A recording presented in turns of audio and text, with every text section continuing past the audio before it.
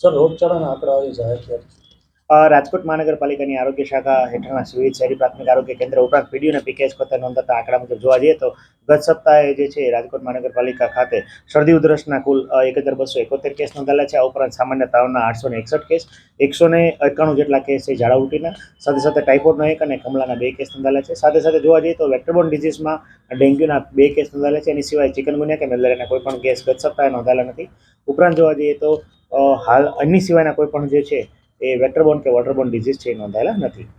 Sir, જે આ શરદી ઉધરસના કેસો શા માટે વધી રહ્યા છે? જે હાલ જે છે એ સિઝનલ ટ્રેન્ડ ચાલી રહ્યો છે મુજબ જે છે સિઝનલ ફ્લૂના કેસીસ એટલે શરદી ઉધરસ તાવ અને ખાસ કરીને એલર્જીક રાઇનાઇટિસ અને એલર્જીક સિઝનલ ફ્લૂ જે છે એલર્જીક ફ્લૂના કેસીસ અથવા શરદી ઉધરસ જે છે એ વધી રહ્યા છે.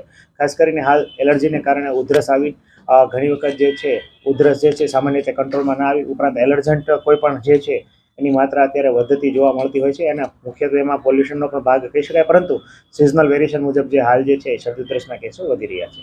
કેવી કાર્યવાહી કરવામાં હાલ જે છે ખાસ કરીને વેક્ટરબોર્ન અને વોટરબોર્ન ડિઝીઝ કંટ્રોલ માટે સઘન કાર્યવાહી સર્વેલન્સની કામગીરી કરવામાં આવી રહી છે. આ ઉપરાંત આરોગ્ય કેન્દ્રો પર પેસિવ સર્વેલન્સ પણ કરવામાં આવી રહી છે. ખાસ કરીને જોવા જઈએ તો વિવિધ પ્રકારના કોઈ પણ પ્રાઇવેટ સેક્ટરમાંથી કે ગવર્મેન્ટ સેક્ટરમાંથી જેટલા પણ ડેન્ગ્યુ ખાસ કરીને શંકાસ્પદ ડેન્ગ્યુ કે શંકાસ્પદ ચિકનગુનિયા ઉપરાંત કોઈ પણ શંકાસ્પદ વોટરબોર્ન ડિઝીઝ પણ જોવા મળે તો ત્યાં અમે સઘન કાર્યવાહી હાથ કરી રહ્યા છીએ.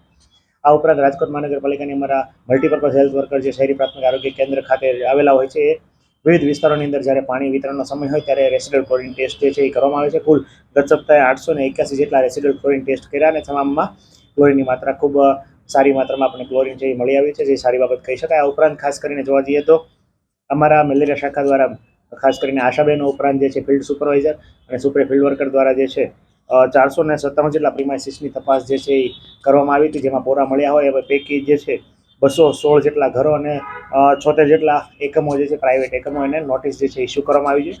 આગામી સમયમાં એમાં વહીવટી ચાર્જ વસૂલ કરવાની કામગીરી પણ કરવામાં આવશે.